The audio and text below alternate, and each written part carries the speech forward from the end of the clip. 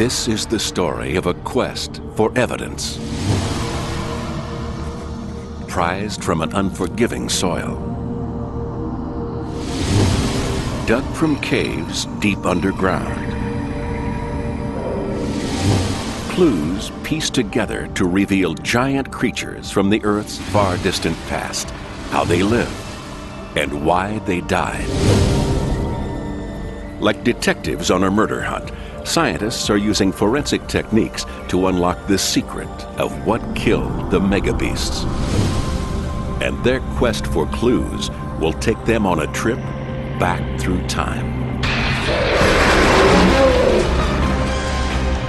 The age of the megabeasts reached its peak at the beginning of the Pleistocene, nearly 2 million years ago. During the Pleistocene epoch, the megabeasts dominated the four corners of the Earth, from North America to New Zealand. Most were mammals, some were marsupials, all were big.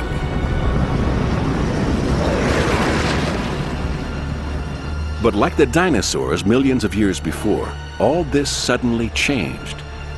The megabeasts began to die out.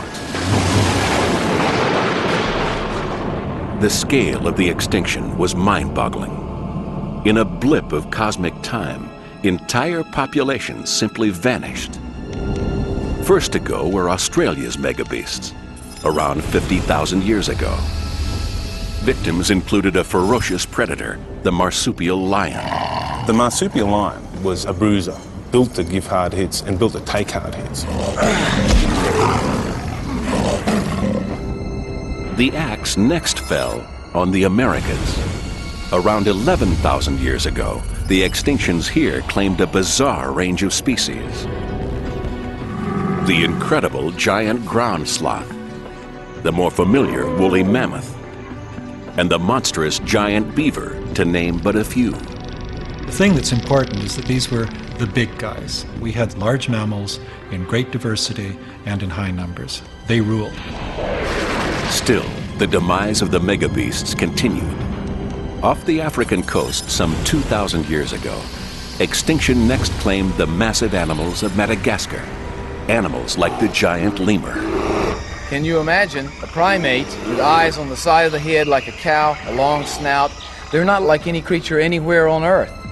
And the destruction finally ended on the remote islands of New Zealand.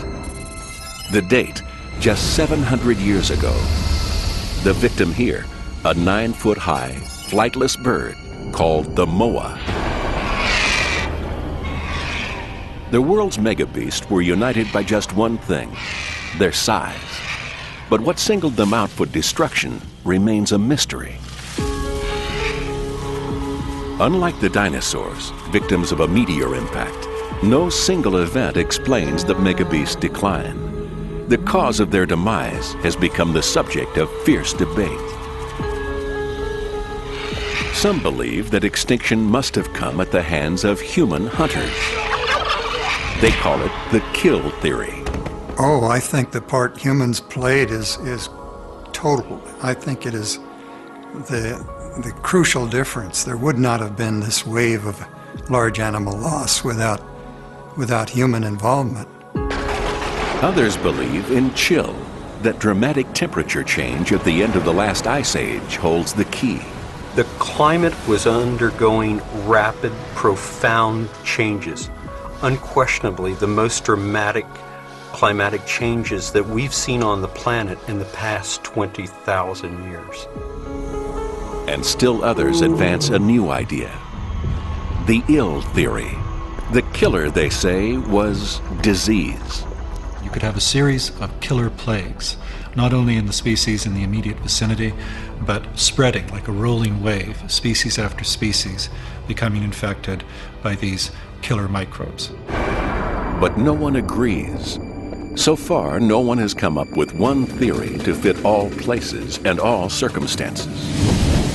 The hunt was on to unravel one of the biggest mysteries of the prehistoric era, the greatest animal extinction since the dinosaurs. The search would hinge on the competing theories of kill, chill, and ill. But the Pleistocene world would not give up its secrets easily.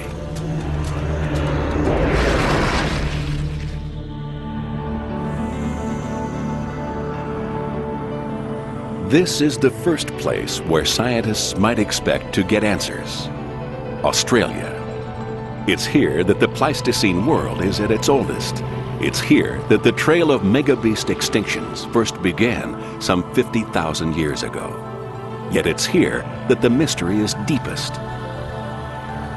In common with many other parts of the Pleistocene world, Australia was a prehistoric wonderland. If you could have visited Australia 50,000 years ago, there would have been big animals everywhere, but they would have been completely foreign and alien. You would have seen giant turtles the size of VWs with horns like cattle, giant wombats perhaps the size of a rhinoceros, and huge duck-like birds twice the size of an emu. It would have been a bizarre fauna, and I would have given anything to see it. Crucially, the Australian bush was also home to megabeasts that bit back. And one animal, above all others, stood out as the most fearsome.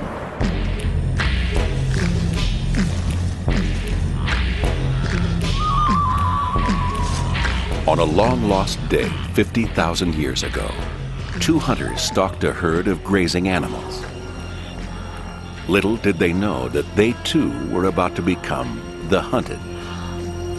They had strayed into the path of a ferocious megabeast predator that dominated prehistoric Australia, the marsupial lion, Thylacoleo carnifex. Thylacoleo is probably best looked at as a giant homicidal wombat. These massive slicing cheek teeth were like bolt cutters. A pair of these could literally have ripped the arm off any human being. It would not have been a particularly graceful animal. This is an animal that was built for power. The marsupial lion was a prehistoric bushwhacker with just one aim: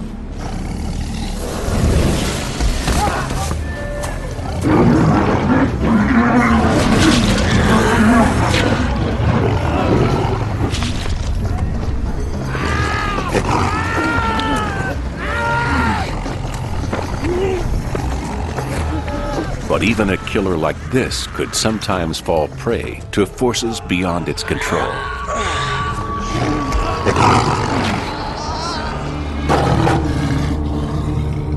Beneath the bush, a 40-foot drop to oblivion.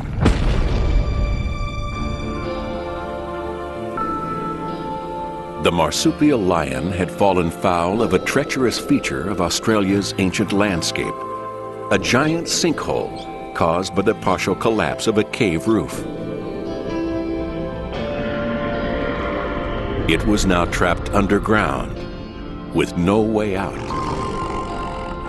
An animal like the marsupial lion would have perhaps stumbled, tripped, fallen into that cave. It may have died on impact, or it may have suffered a more lingering death through dehydration and or hunger. An accident claimed the life of this marsupial lion. Such accidents do not explain extinction, but they can help preserve clues to its cause.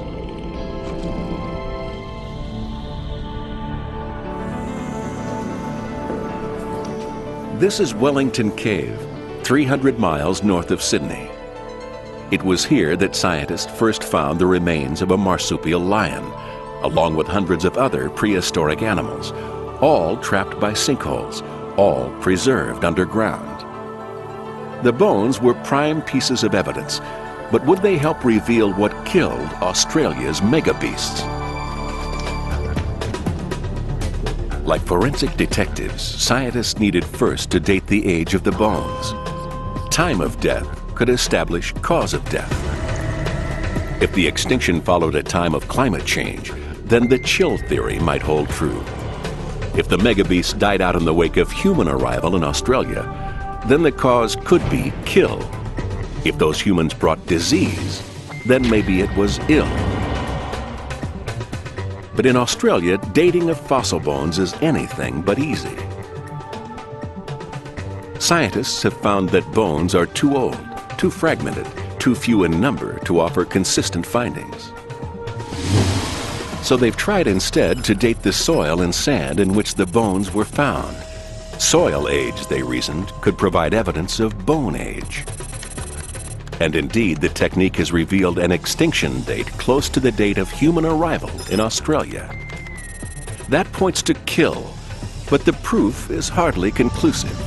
It's very hard to interpret the data we have at the moment in terms of the cause of the extinction.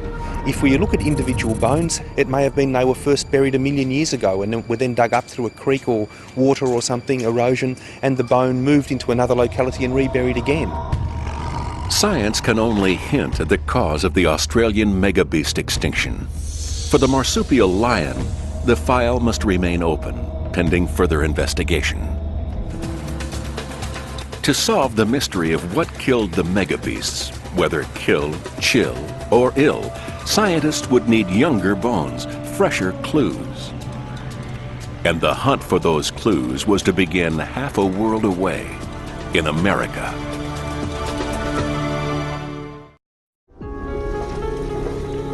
These men have set out to prove the chill theory.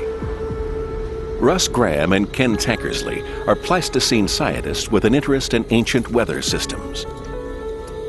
Their quest has taken them underground to a site never before filmed, Sheridan Cave, Ohio. Sheridan is a Pleistocene gold mine. Excavations here have revealed the bones of now extinct species like the giant stag moose and the short-faced bear.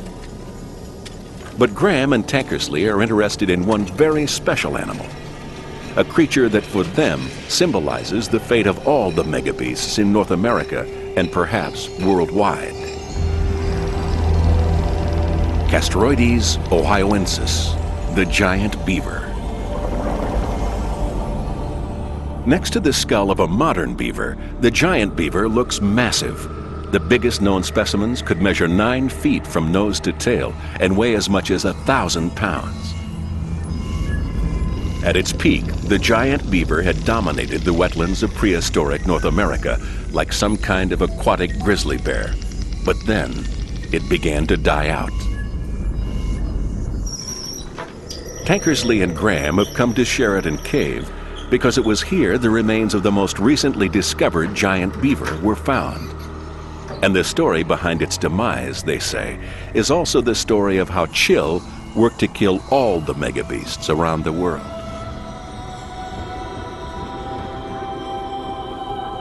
"23,000 years ago, midway between the Australian and American waves of megabeast extinctions, freezing weather held the Earth in an icy grip. The global winter lasted for 6,000 years. Conditions were extreme. Scientists call it the Ice Age. A massive glacier had spread across the Earth. Large areas of Europe and North America were buried under tons of ice. But then, 16,000 years ago, the ice began to melt. The Earth got suddenly warmer.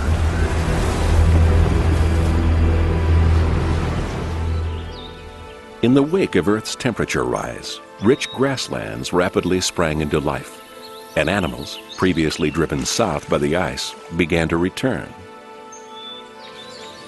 But the forces that created this brand new Eden were also destined to destroy it. Melting glaciers released huge walls of water.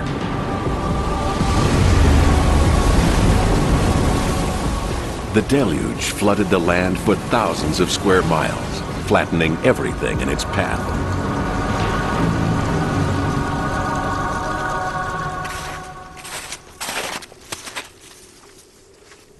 But the massive flooding, according to chill theorists like Russ Graham, is only half the story.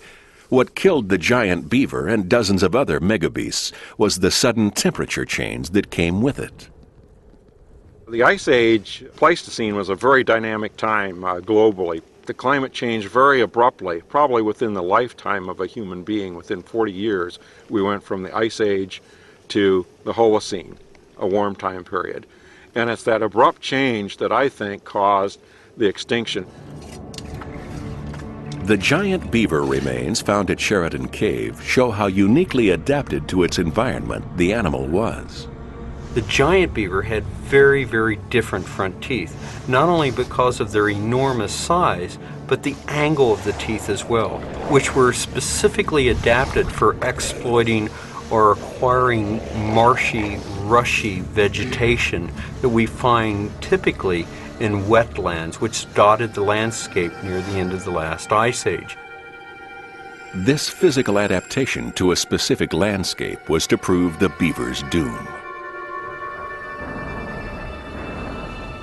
As the massive glacial flood swamped its natural habitat, the plant life vital to the giant beaver's survival slowly disappeared. That was bad enough, but it got worse. For 11,000 years ago, the temperature began once more to fall. Meteorologists today call it a cold snap. It was to last 1,000 years. Another period of chill meant the land became dry and arid. The giant beaver now had nothing to eat and nothing to drink. Unable to adapt to a world of rapid climatic upheaval, the giant beaver faced certain death. Yet astonishingly, the giant beaver's smaller cousin, itself a veteran of the Pleistocene, continued to live on to the modern era. The question is, after climate change, why did only the modern beaver survive? I would argue that the modern beaver creates its own habitat, creates its own ecosystem. It builds dams, it builds lodges, whereas the giant beaver was dependent upon a very specific environment that only existed during the Pleistocene. All over North America, this pattern was repeated for many other species. The small animals adapted to the suddenly changed conditions, but the big animals needed too much food, too much shelter, too much real estate.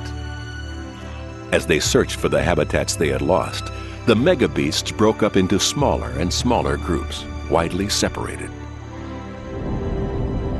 For thousands of years, the giant beaver population ranged across the eastern United States. 2,000 years after the end of the Ice Age, its numbers dwindled to the point where only one animal was left. In Sheridan Cave, Ohio. It was here that the giant beaver made its last stand.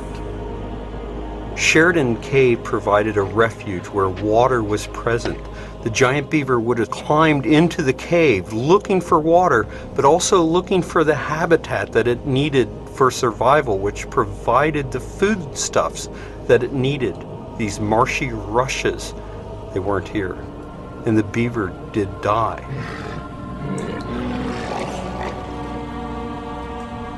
Dating of the giant beaver's remains confirmed it was the last known example of its kind anywhere. Soil analysis has also revealed the giant beaver died while the climate was cold and dry. For Russ Graham, the dating is significant. We know that at the same time the megafauna went extinct, the climate changed very abruptly. We also know that the habitats the animals were adapted to disappeared at this time, and we also know from being able to map the distributions of these animals that their geographic distribution was at a minimum size at the time of the extinction. We feel very strongly that it's all of these factors that add up to build the case for climate change as the cause of the terminal Pleistocene extinction. The giant beaver bones found in Sheridan Cave make for a compelling case, but doubts still surround the chill theory. Critics point out that ice ages were not new. For the last 100,000 years of the Pleistocene epoch, the Earth had suffered as many as 23 distinct ice ages. The megabeasts had lived through 22 of them. The 23rd was no different. some other factor must have been at work.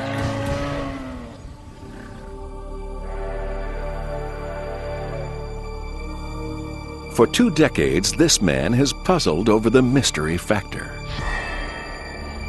I went to the field 20 years ago fully expecting to find firm evidence that it was climate that was killing these large animals at the end of the Pleistocene. But the more I thought about this problem of extinction, it occurred to me that something else had to be added to the equation.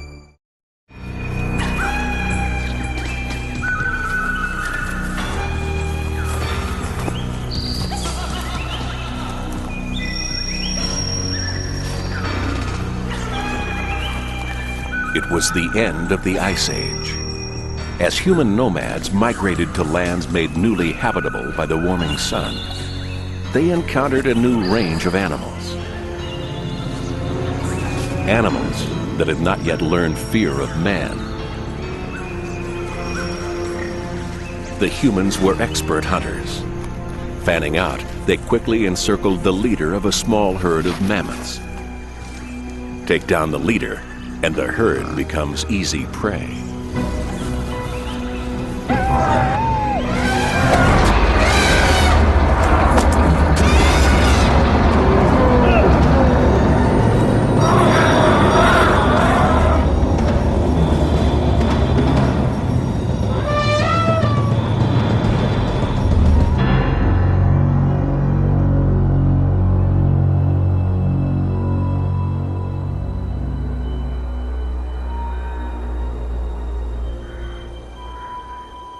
This is a spot where scientists agree a mammoth slaughter actually occurred. It doesn't look like much now. A small ridge cut by railway lines snaking through remote farmland in Colorado, some 40 miles north of Denver. The spot has a name: Dent. Over 60 years ago, paleontologists working at Dent made the mega beast find of the century. Jumbled together the bones of no less than 15 woolly mammoths. Littered among them, man-made spear and arrowheads.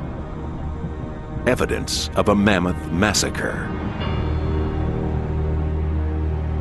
For kill theorists like Gary Haynes, what happened here was proof that overhunting wiped out the megabeasts in one fell swoop. This is the place right here that should be honored as the first real identifying place in North America that gave us the germ of an idea that maybe the megafauna, the mammoths and the mastodons and other large animals in North America, had been hunted by people and possibly hunted to extermination. Dent wasn't the only kill site that scientists have found in North America.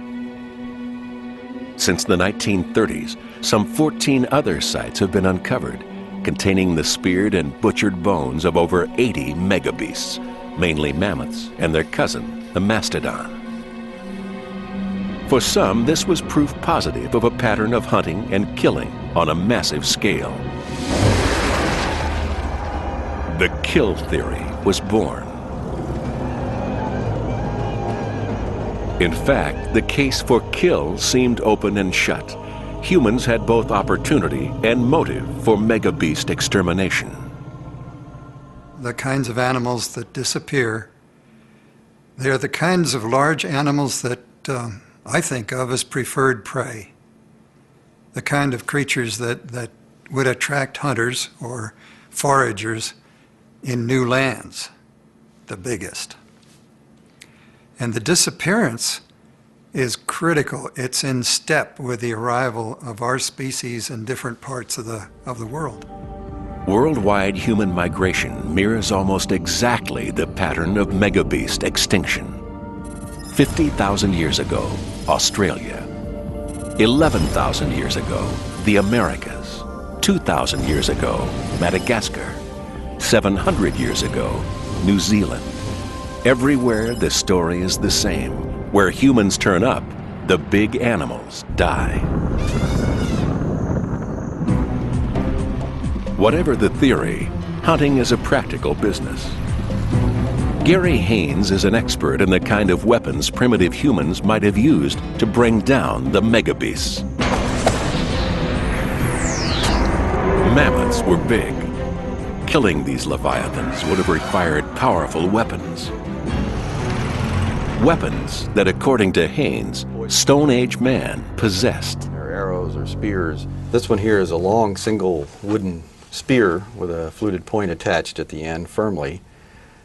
This one was probably used to either throw or thrust into the bodies of the animals, so the hunters had to be very close to them to use this. There have been some studies done with these that indicate that a spear thrown overhand using a spear thrower can penetrate quite deeply even into something solid like plywood, and it certainly would have done some major damage. Stone Age humans may have had sufficient means for megabeast extermination. But why kill so many giant animals when one alone could easily feed an entire community? For kill theorists, at least, nature provides an answer. In the wild, some predators have proved capable of surplus killing. Hyenas have been observed, for example, to prey upon gazelle, their favorite prey, in a very destructive way. They would kill them in much larger numbers than the hyenas could consume. This is called surplus killing. It is known among a variety of different predators. The megabeasts had never seen humans before and didn't recognize them as predators. They were easy to kill. And for Martin, at least, humans will kill such animals just because they can. Kill makes a compelling case for the demise of one type of megabeast in North America. But could it explain the end of megabeasts worldwide? Kill theorists needed to find more kill sites, more species, more proof on a grander scale.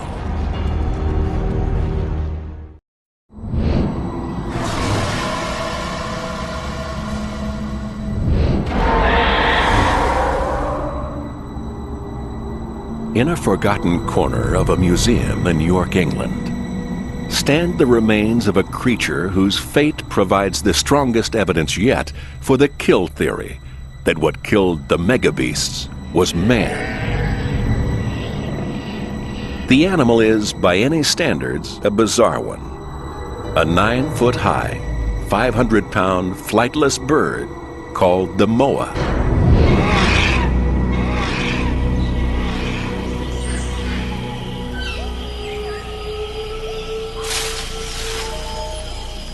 The moa had once dominated the landscape of an island in the far South Pacific, New Zealand. For millions of years in New Zealand's rainforests, the moa had flourished. It was one of the largest birds to ever walk the earth, but it couldn't fly.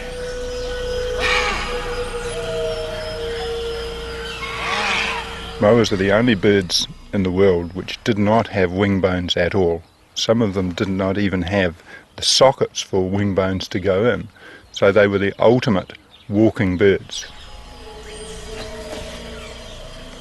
They were herbivores. They ate a variety of vegetation. Some consumed some of the roughest forage you could possibly think of. Today, scientists are still on the hunt for moa remains. Here in the Bell Hill Vineyard north of Christchurch, they've made an exciting find, exclusively revealed for this film. A massive moa bone site. It's the first such discovery in over 50 years. On the side of a hill, a small stream cuts a gully. The soil, when mixed with water, creates a thick and sticky mud, perfect for preserving the remains of an ancient forest. And of course, clues, like bones. Bones that show evidence of massacre. Richard Holdaway is a moa detective. Before establishing how the moa died, he must first piece together how it lived. They were very large and robust animals, but they did not have almost certainly any defence mechanism against predators other than birds of prey. So the birds would have been living in pairs or small groups, dispersed through the forest, taking advantage of whatever vegetation was in there. Slow moving, slow eating, the moa knew nothing of the dangers posed by predators. The most any moa was likely to face was a squabble with a neighbor for food. The moa was a living fossil, a throwback to the prehistoric world that somehow had escaped extinction. Perhaps the bird was lucky. Perhaps it hadn't yet encountered man. All that changed 700 years ago. That was when Polynesian mariners first discovered New Zealand. Their impact on the moa was swift and brutal. New Zealand was the last temperate landmass to be settled by people, so all the wildlife here was naive. It had seen no mammalian predators in its entire evolutionary history. So when the first humans walked up the beach when there was a moa standing there, it wouldn't have recognised them as being a threat, and they could have hit it on the head quite easily. And the extinction took place so rapidly, in terms of a few decades over the whole country, maybe a century at the most, that none of them would have had a chance to learn fear of humans. What happened next, claim kill theorists, is a template for what happened to the megabeasts worldwide.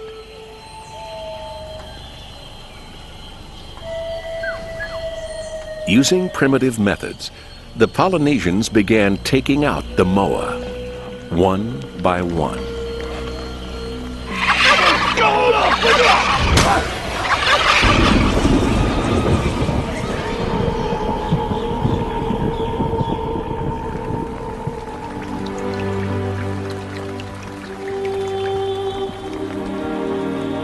Back at the Vineyard Bone site, a sudden burst of bad weather brought the dig to a halt.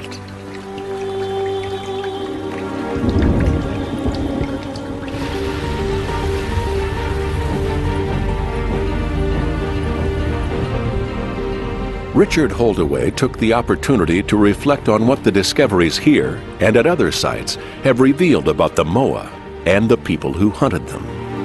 The Polynesians, as anyone anywhere in the world, when they're in a hostile environment where there are limited food resources, took advantage of every source there is. They took the adults, they took the young, and they took the eggs.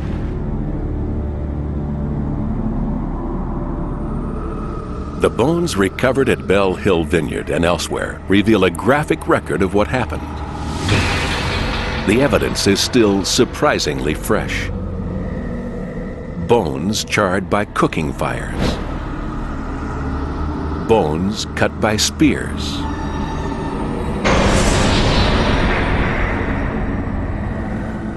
Bones gnawed by teeth. The moa rapidly became central to the Polynesian settlers' way of life. The Polynesians made necklaces and fish hooks from moa leg bones. They used moa feathers for clothing. They used moa eggs as water containers. Moa was on the menu day and night. Some nights the fires would stretch to the horizon.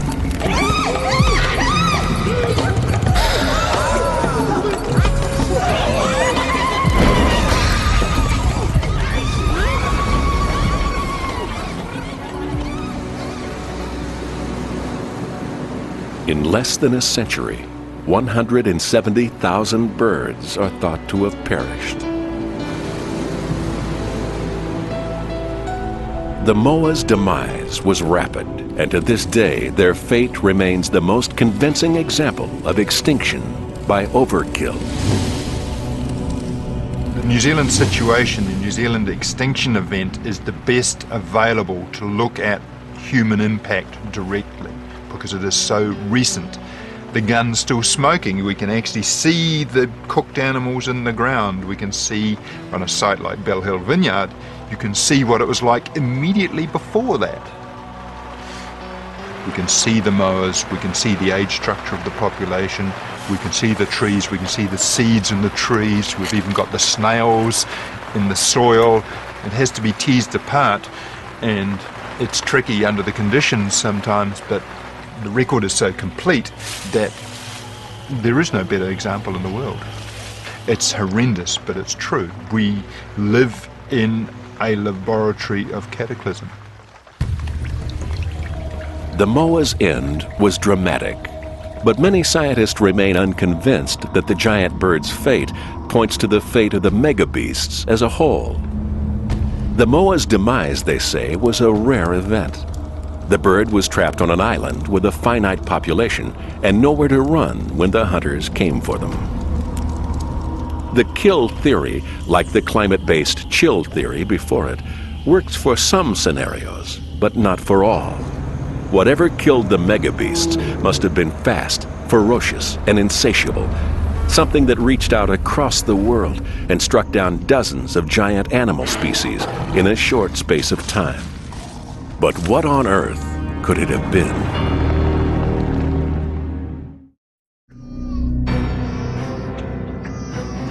In 1918, just after the end of World War I, people across Europe suddenly began falling sick.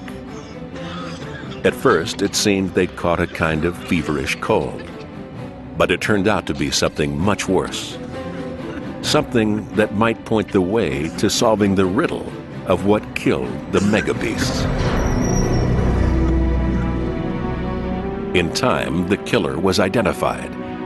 It was a virus, and it may have jumped to man from another species. Its name, influenza.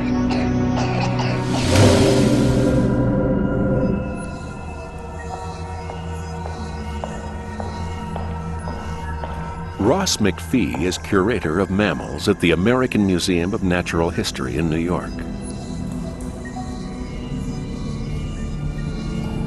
McPhee has long been skeptical of the standard explanations for the megabeast extinction. He's come to believe that the giant creatures succumbed to an epidemic that jumped between species. Not the flu that struck the world in 1918. But a microscopic monster every bit as bad. One of the really puzzling things about extinctions is simple. Do they happen really quickly or do they happen slowly? A lot of my colleagues think that extinction can take hundreds or even thousands of years to come into effect. I think differently. I think most extinctions that have happened in the course of Earth history have happened like that, virtually overnight. So what we need to cause an extinction, particularly a lot of extinctions at once, is something really unusual, really remarkable that the animals have not had to deal with beforehand. There's not much in life that could do that, but how about a virus? Viruses are one of nature's great mysteries. Hit-and-run killers that come seemingly out of nowhere and disappear equally fast. But to cause extinctions, a virus would have had to infect widely, kill quickly, and jump between species. McPhee gave his megabeast killer a name: hyperdisease. We have to imagine extreme mortality. We have to imagine every individual or nearly every individual getting sick and possibly dying within a short period of time, like a few weeks. McPhee's disease idea was dubbed the ill theory. It rapidly attracted criticism. In all of Earth's history, there had never been a proven example of a global epidemic jumping across so many species of animals at one time. But at a local level, animal populations can be decimated by species-jumping disease. British veterinarian Sarah Cleveland has seen firsthand the damage a species-jumping virus can do. Cleveland works in East Africa. For over 10 years, she's battled against a species-jumping disease that has run rampant through the local animal population. It's called canine distemper. It's a virus, and the way it operates today may offer a template for how hyperdisease worked in the prehistoric past. You get a scenario whereby the virus spreads from domestic dogs to, let's say, a jackal, and then from a jackal to perhaps a hyena, and then perhaps from a hyena to a wild dog. Canine distemper is rife among domestic dogs living on the edge of the Serengeti National Park.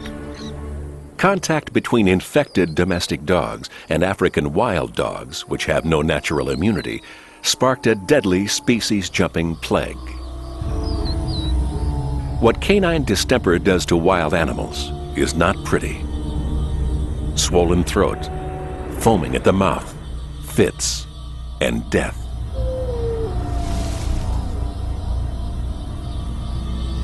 You may start to get discharges from the nose, discharges from the eyes, and as it progresses and the virus then enters into the central nervous system, you get very dramatic effects with incoordination, paralysis, and at the most extreme end, these very dramatic, sort of epileptic type of seizures. The plight of the wild dogs was made worse by their sociable nature. In the mathematics of extinction, animals that live in groups are more at risk than loners. It is perhaps an age-old rule. The African wild dog was virtually wiped out by canine distemper in just a few years. Worse still, the disease began attacking another group-living species, lions.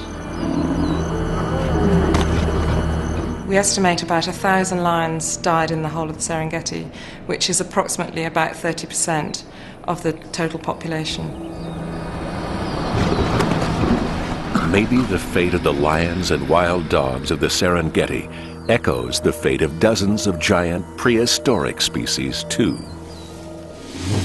Species like the Australian marsupial lion, the North American giant beaver, the woolly mammoth.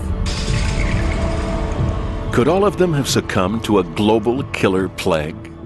Sarah Cleveland, for one, thinks they could.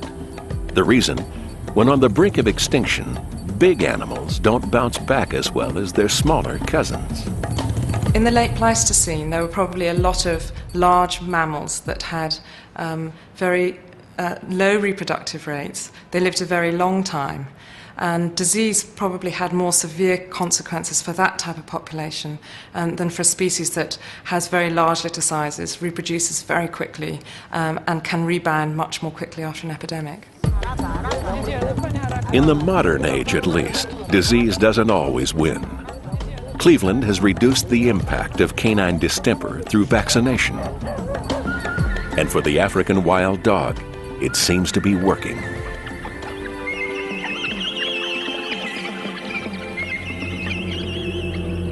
But 11,000 years ago, during the Pleistocene, there was no vaccine and no one to do the vaccinating.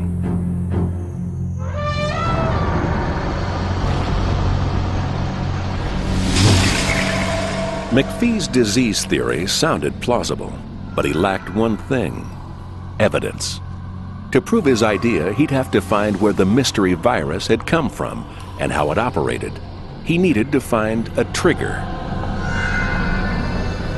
Exponents of the kill theory had noticed at the end of the last ice age a global link between megabeast extinctions and the first arrival of humans. They'd argued that humans had wiped out the megabeasts through hunting. But McPhee drew different conclusions. The people come, perhaps they've walked a long distance over a land bridge, and they came in with a cloud of microbes around them, within them, on them, entered a place that they'd never been before. But once they started interacting with the animals, that same cloud of microbes was available to spread everywhere that it could. Mammoths, along with other megabeasts, had no natural immunity to these newly introduced microbes.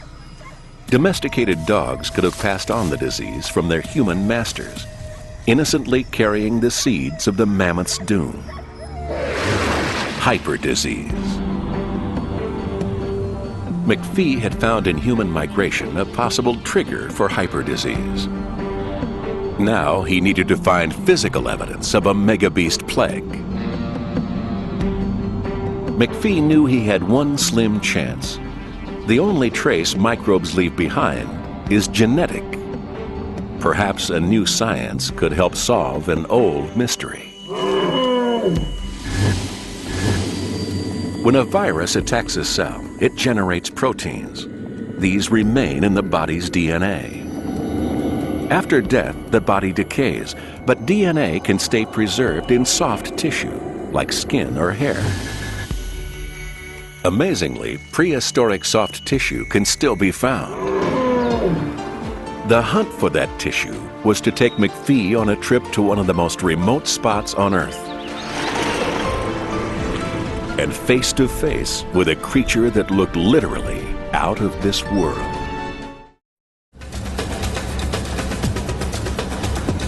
This is Bahia Blanca.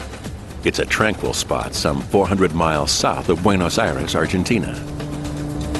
It seems hard to believe a beach like this could help solve the riddle of what killed the megabeasts. The debate turns on three competing theories: kill, chill, and ill. And Bahia Blanca was about to provide clues for one of them.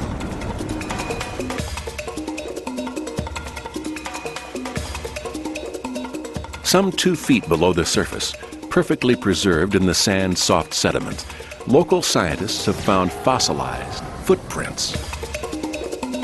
It's an amazing discovery.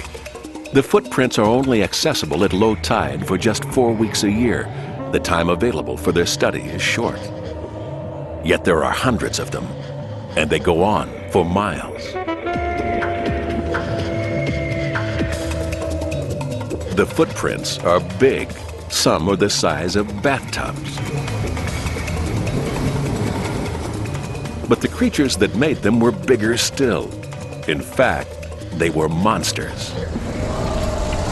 For 11,000 years ago, Bahia Blanca was home to the giant ground sloth, Megatherium. Megatherium was one of several species of ground sloths that existed in North and South America until about 11,000 years ago, Megatherium being one of the very largest. It's estimated that its body weight could have been as much as 5 or 6 tons, and even though they were armed with enormous, vicious-looking claws, they probably used those only to dig out roots and tubers, to defend themselves, and to dig burrows, perhaps.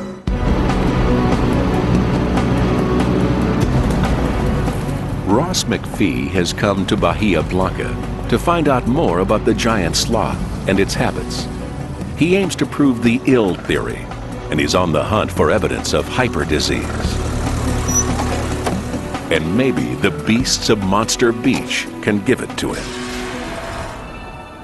McPhee joined local paleontologist Sylvia Aramayo for a guided tour.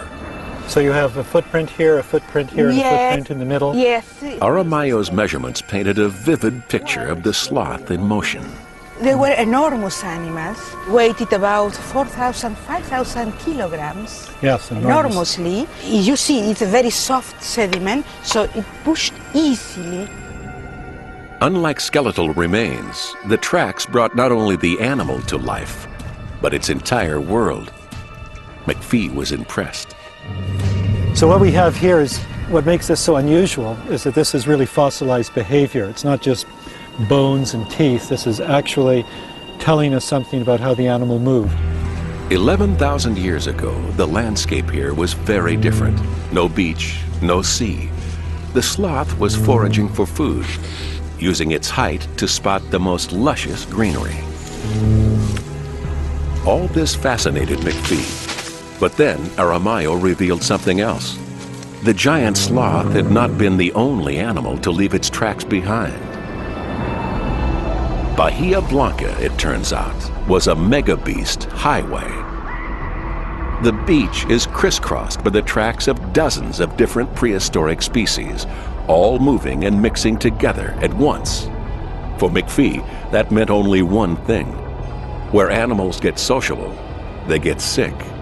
The giant ground sloth of Bahia Blanca must have been vulnerable to disease. What we know is that there were a lot of animals here, and they were from many different species, and they were congregating in very large numbers. In circumstances like that, it's easy to see how diseases could get started and get transmitted across species lines, which is basic to the hyperdisease idea. Sharing the same water holes, McPhee reasoned, the megabeasts would have been exposed to a common spreader of disease: their dung. Dung would contain soft tissue, rich in DNA. In its turn, DNA could yield hard evidence of a species-killing plague. Inspired by what he'd seen on the beach of Bahia Blanca, McPhee began making plans for a dung hunt. It was perhaps the strangest quest of his career, and it would take him 1,000 miles south to one of the most remote spots on the planet, the southern tip of South America, Patagonia.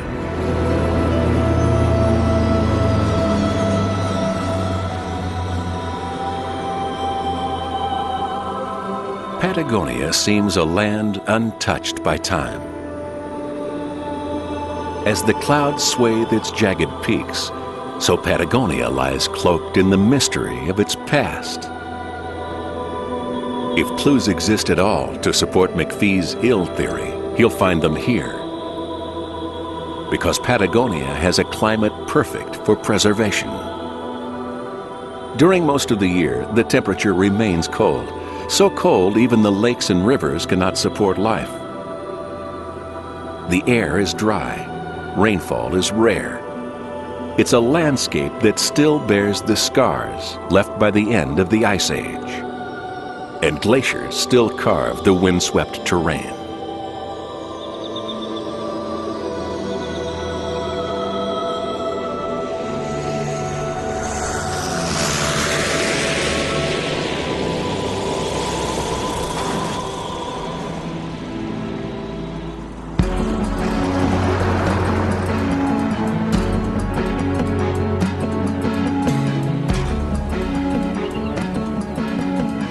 This was McPhee's destination, an enormous cave gouged out of the side of a wind-blown ridge. The locals call it Mylodon.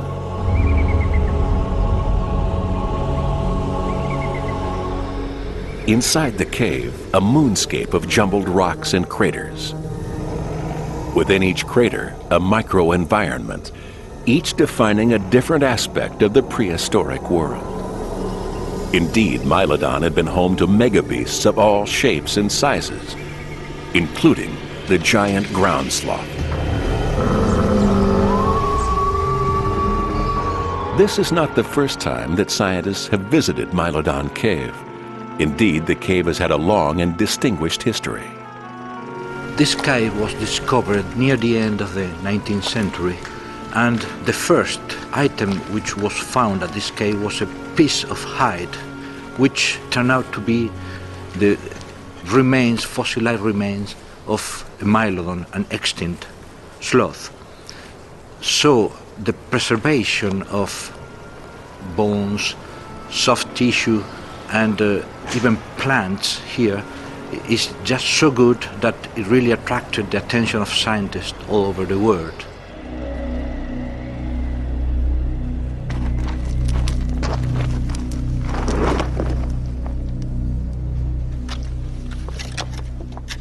McPhee joined a local excavation team and got straight to work in the dry, refrigerated soil. He was seeking giant sloth dung sufficiently well preserved for laboratory analysis. Sloth dung might contain DNA. Within sloth DNA, there might remain the telltale signs of a hyperdisease bacteria or virus. Here at Mylodon Cave, there is a chance of going after soft tissues that might hold remains of viruses that I would not be able to access in any other way. So for that reason, it's fantastic to be able to sample here. These are the kind of microscopic killers that McPhee has in his sights: bubonic plague, rabies, anthrax, a rogues gallery of diseases known to jump species and to kill. Traces of any one of them in Mylodon Cave would turn our understanding of the prehistoric world upside down. But the chances of finding dung containing intact genetic evidence of hyperdisease were vanishingly small. McPhee was engaged in a great scientific gamble. Layer by layer, the excavation team was stripping away millennia, but the task before them was a difficult one. We are screening a total volume of about, let's say, 6 cubic meters. It's quite a big job, and it takes a long time to do it because we have to do it very carefully. Time and again, the team found small bone fragments, fossilized plant remains, but the precious desiccated dung eluded them still.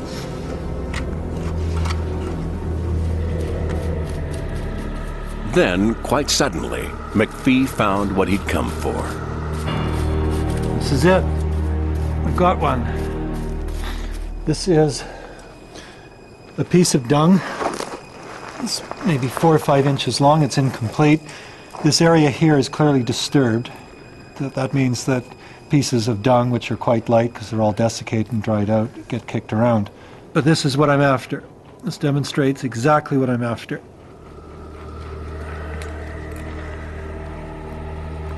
So let's just see what we've got here.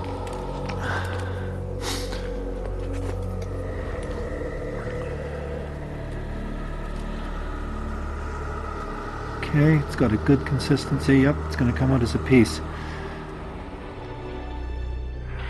This particular dung sample was already too contaminated for genetic analysis. So using his bare hands, McPhee decided to take a closer look at its physical makeup. I'm looking at twigs, I'm looking at hair. There's a lot of hair in this. These animals are obviously grooming themselves or grooming each other.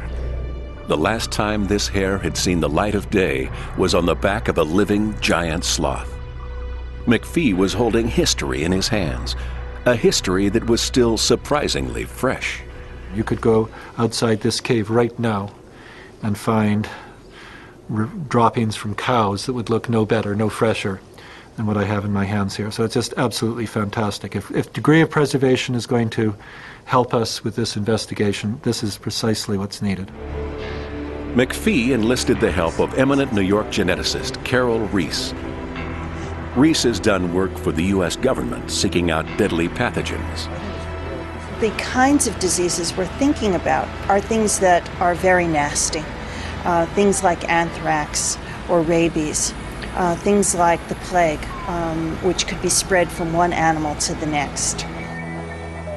Reese and her team were looking for the remnants of the genetic packaging that long-dead pathogens leave behind.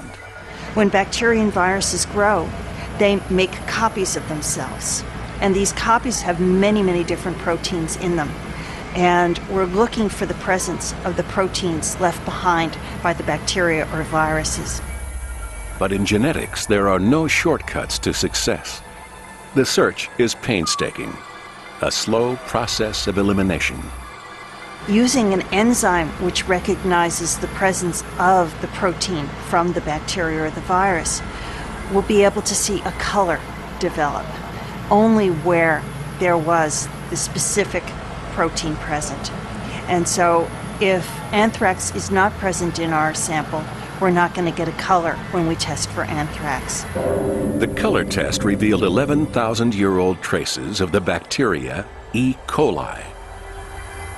But of anthrax and rabies, there was still no sign. In this kind of detective work, knowing what isn't there is as important as knowing what is. And Reese, for one, remains undaunted. If we find it, it'll be fantastic. It'll be new. No one has ever done this before, and it can give us tremendous insight into what happened and why these thousands of animals were just lost. For now, at least, the gene hunt would have to go on. Like the competing theories of chill and kill, the ill theory has compelling arguments in its favor, but so far, no definitive proof. The mystery of what killed the megabeasts seems destined to remain a sleeping giant. Enter one final contender. David Burney is an ecologist at New York's Fordham University. He believes the hunt for what killed the megabeasts is in sore need of a rethink. And the best place to go and do that lies off the southeastern coast of Africa, in one of the last places the megabeasts lived and died. The hunt for what killed the megabeasts was about to take a startling and dramatic turn. Arab mariners call it the Island of the Moon. In its native tongue, it's the navel of the world.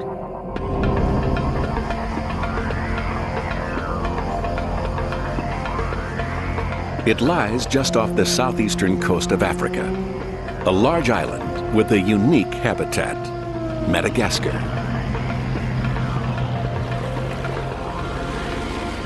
To American ecologist David Burney, Madagascar is nothing less than a Pleistocene laboratory. It's the place that could hold the key to what caused the greatest animal extinction in history. Madagascar is among the most unique places in the world, both in terms of plants and animals, and perhaps most particularly in terms of the now extinct megafauna. Burney has long puzzled over the mystery of the megabeast extinctions. As in other parts of the world, the demise of the giant animals in Madagascar seemed to coincide with the arrival on the island of humans. Humans first hit Madagascar some 2,000 years ago on outrigger canoes very much like these. Strangely, they came not from Africa, only 200 miles to the west, but from Indonesia, thousands of miles to the east. And what they found here must have astonished them. Try to imagine a place where the largest grazing animals were cow-sized hippos. Tortoises here were larger than tortoises anywhere else in the world. But in the wake of human arrival 2,000 years ago, the giant animals began to die. So complete was the destruction that on Madagascar today, no native mammal exists over 50 pounds in weight.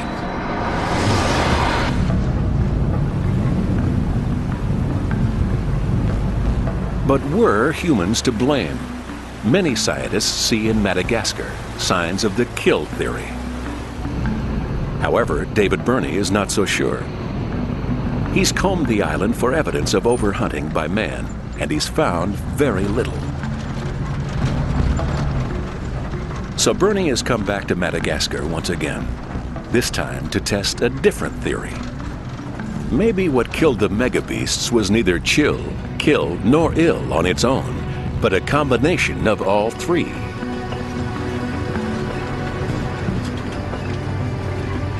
Burney is on the trail of an animal whose fate he believes has come to symbolize the demise of the megabeasts.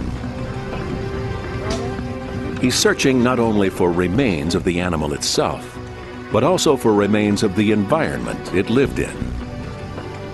It's a quest that has taken him and a team of scientists to the very tip of western Madagascar. Burney hopes the creature and its environment will cast some light upon causes of the mass extinction.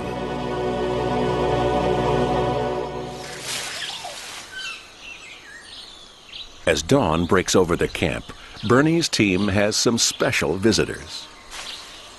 Lemurs. The modern lemur is an agile tree dweller. Its body movements remarkably similar to humans. But it's the giant prehistoric ancestor of this sociable creature that Burney seeks. And that ancestor looked and behaved very differently.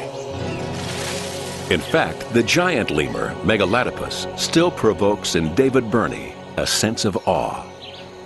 Imagine a person who saw a Megalotopus alive and came back and told the people back home. They wouldn't believe it. This is the stuff of mythology. This is just such an incredible animal.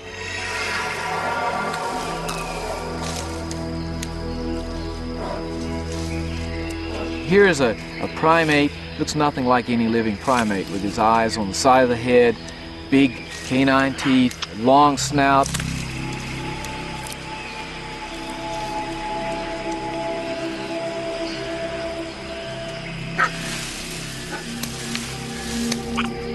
Megalatopus was built to live in the trees. But for all its strength and agility as a tree dweller, the beast had a fatal flaw. This was an animal maybe a little bit like the orangutan in one way, in that he was sort of the king of the trees, but you can almost imagine him being a bit of a clown on the ground because his fingers and toes were so long.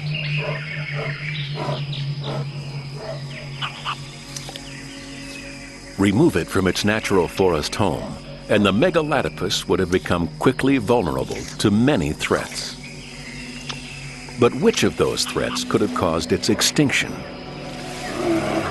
To find out, Bernie means to walk in the creature's footsteps into a realm of ghosts. This is Bernie's destination, the caves of Anzuibe. It's a massive underground system carved painstakingly by the forces of nature. It covers many square miles, and its origins date back over 140,000 years.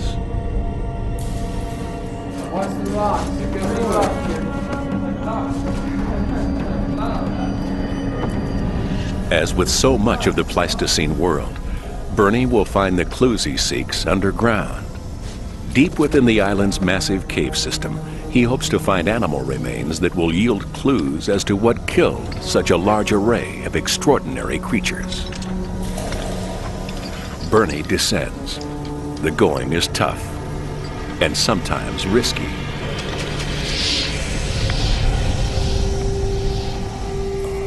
But the effort pays dividends. For here is a network of chambers that lead directly to the prehistoric past.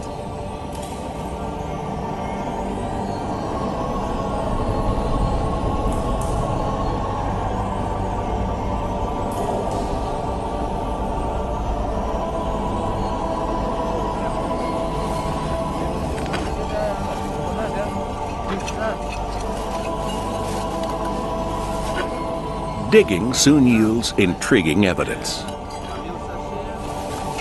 A cave of this type here at Anzui Bay is a natural trap for animals.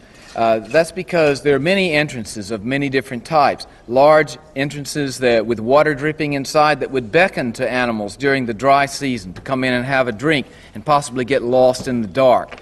And small entrances which an animal might use to hide in to try to escape from a predator and then either be killed by the predator or dropping perhaps into a hole or a crack in the floor. And finally, the roof of this cave is like Swiss cheese, and there are dozens of places where an animal walking along in high grass could easily step and then drop 200 feet or more to its death.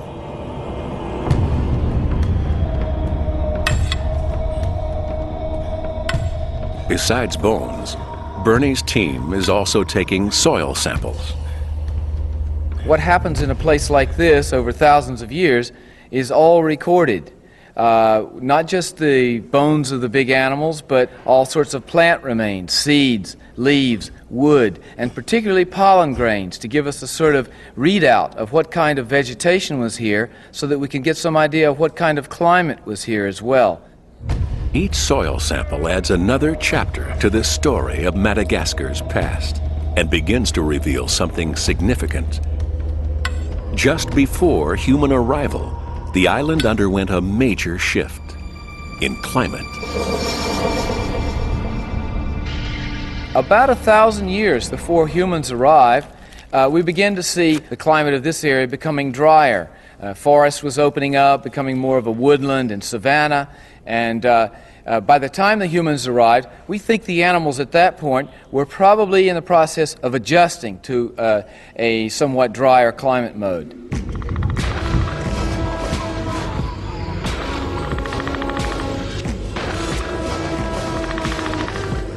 In the story of the mega beast extinctions on Madagascar, A drought coming before the arrival of humans is significant. The trees were dry, their fruit long withered. The leaves were dead, starved of rain. Many animals, like the giant lemur, would have been driven from their natural homes down onto the ground in search of water. But such a search could be dangerous. If the climate gets dry enough, you could find a situation where Megalopithecus had to face a new challenge, and that is competition with species that it might not be thrown in with ordinarily. Having to walk farther to water, having to feed in forests that perhaps are already occupied by other species, so that the rules begin to change a little bit. Competition increases and greater risk is taken by having to spend more time on the ground. The only water available has a jealous guardian. The lemur is cautious, but unaware of a basic law. When entering another animal's domain, keep your guard.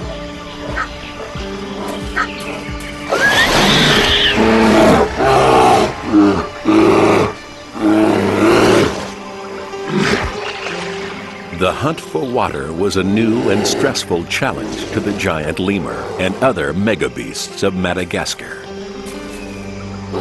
It seems like that what we see here is animals trying to adapt to a change, but then humans arrive just when there's a good bit of stress already from natural climatic change, and humans then add to the challenges that these animals have to face.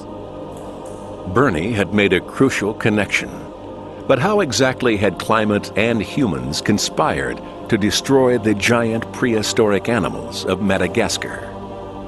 Among the samples, the team discovered a further clue: a small fragment of charcoal. Bernie suspects the charcoal may point to the true cause of the megabeast extinction, not just on Madagascar, but worldwide.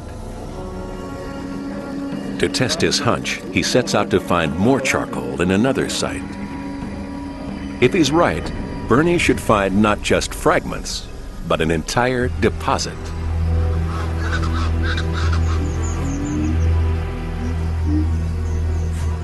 This is Belo-sur-Mer, Madagascar.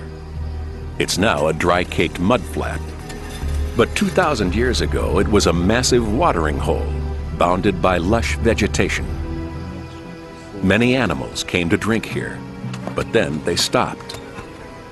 Bernie hopes to find in the layers beneath the surface the solution to what killed the megabeasts.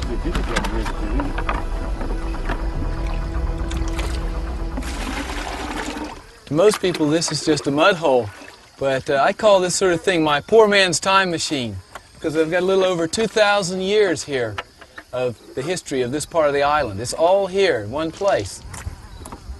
Down at the bottom, we know from this kind of sediment that this was a fairly deep lake. The climate was fairly wet here, there are trees all around. Then about 2,000 years ago, the climate starts to dry out here a little bit.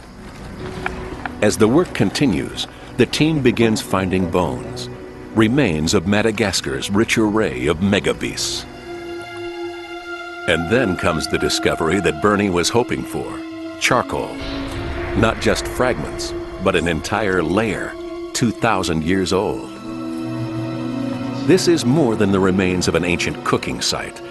To Bernie, the charcoal is clear evidence of massive fires. Fire that could only have been started by people.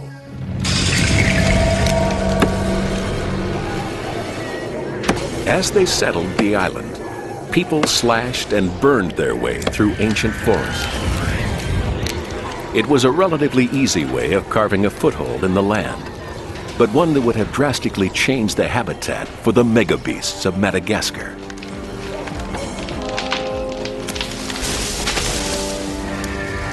There must have been times when the smoke from countless fires hung over the island like a dense red shroud. Panic-stricken, the giant lemurs fled the burning forest in search of an ever-shrinking habitat.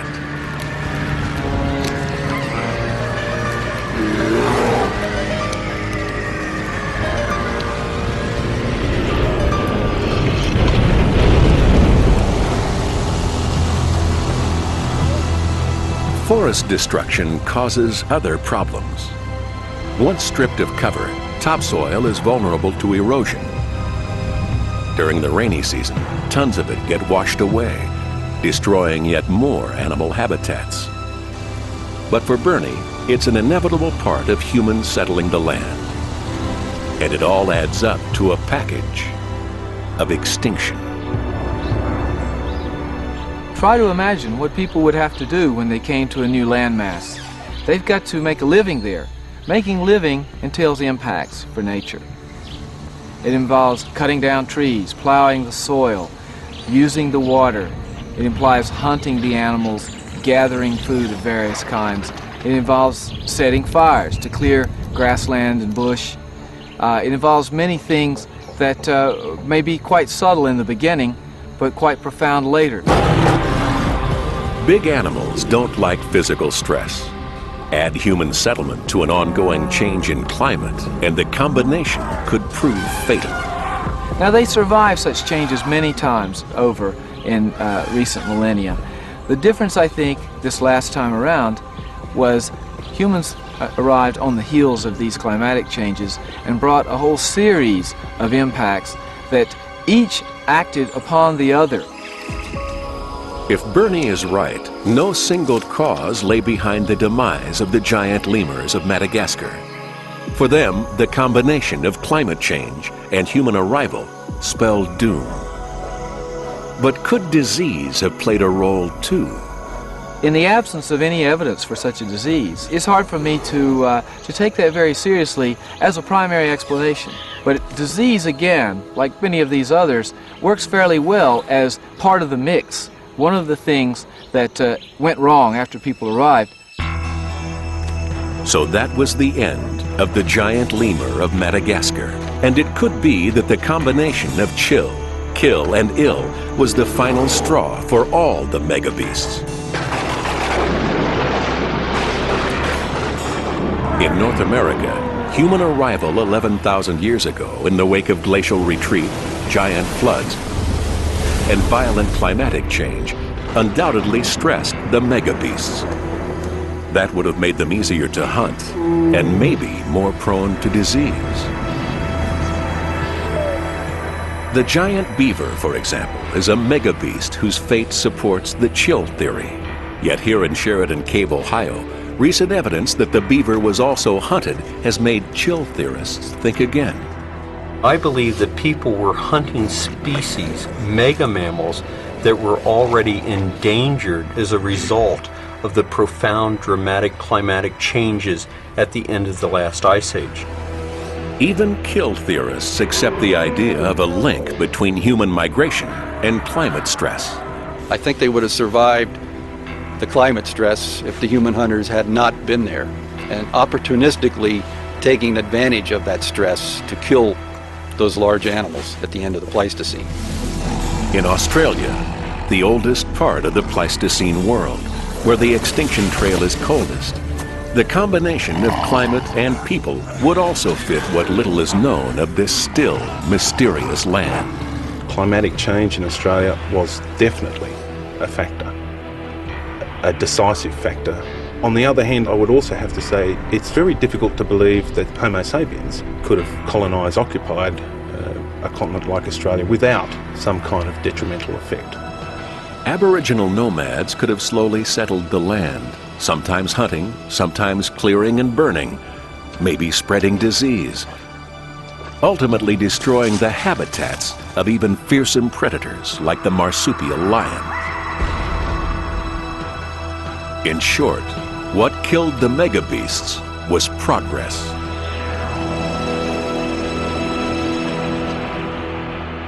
But not everyone agrees. The available explanations of climate and human hunting and so forth have never made a lot of sense to me, just because the impact had to be so great over so many species over such a short period of time.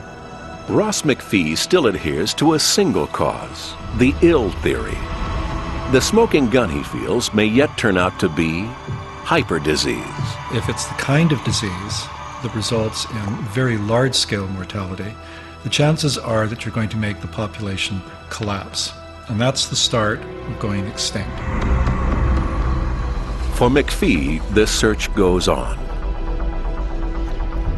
But for all the scientists who have devoted their lives to solving the riddle of what killed the megabeasts, there's more at stake here than proving a theory. Studying prehistoric extinctions may seem in a way like an academic pursuit that has relatively little direct application to modern life. I don't think that's the case. I think we see in the situation then something not that different from the situation we're still in today on this planet. The global environmental crisis today is really a kind of deadly mix. It's not just a series of problems lining up, waiting to be solved one by one.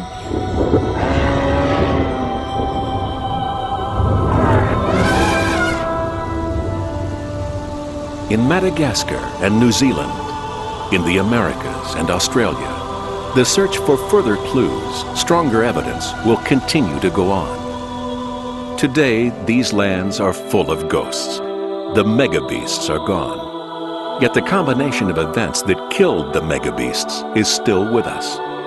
And what or who will be next?